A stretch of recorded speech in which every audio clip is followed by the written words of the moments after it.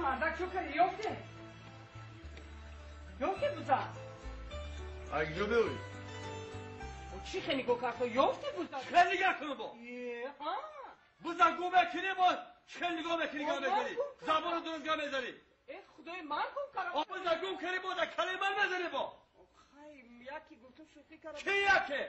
نخواه من همین چند روزی در نه عدی نه دست بود بودا کودگش من شوخی بکنم با من چیکار کنم من گناهگارم خدایی خانم بودا زیاده من دیدم منم خیلی نقشار کرد الان خورد ده ای برو بودا یا بیار بکنم یه بوناش دیان چی شد دیان مردا چی بگی؟ ای یافتو بودا یافتی؟ ای مردا یافتو کاری بزنی چی؟ میگم که رادیو اعلان نمیکنه در رادیو محلی 3 بار اعلان کردم 3 بار یافت نشد محلی در این نوحیه بیدم آخی نوحیه؟ ها؟ میگی نوحیه برو مادر یکی مردگه خیلی مردک جون یا رادی شوگر تیارم تیار؟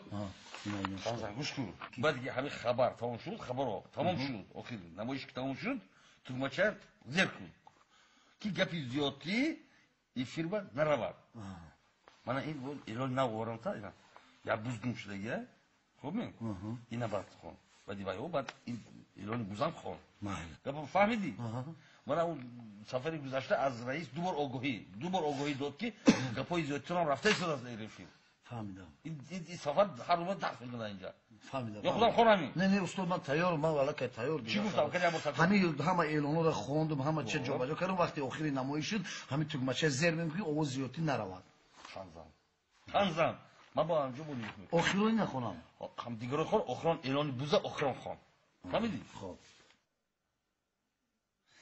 خبر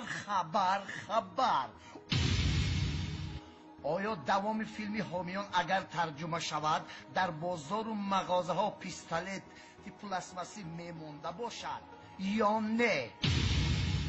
امروز بکوش چو میتوان کوش که آتش چو بلند شد جهان سوخت و کلچکه ها در جویبارهای شهر مثل ماهی سیل کنان میگردند. آیا کارکنان خواجگی آنها را به چنگک میقپیده باشند یا نه؟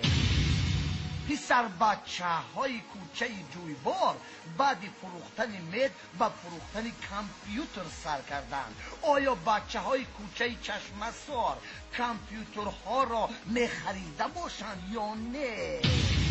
اینک اعلان مطلع هست که دروازت را زنجیر بند و همسایت را دوز نگیر و مقال بزرگ زیر کارد قصاب نرو که صاحبت را میجوید.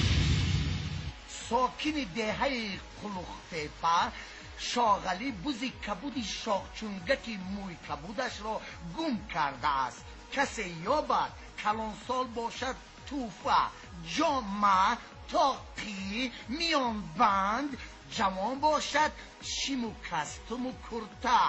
آیا دوز انصاف دارد یا بوز زیری کاردی قصاب می رود؟ میموری این بوز تمخکم بنده آخی ناشیدی چون کجا شد زیر کردی تو مچه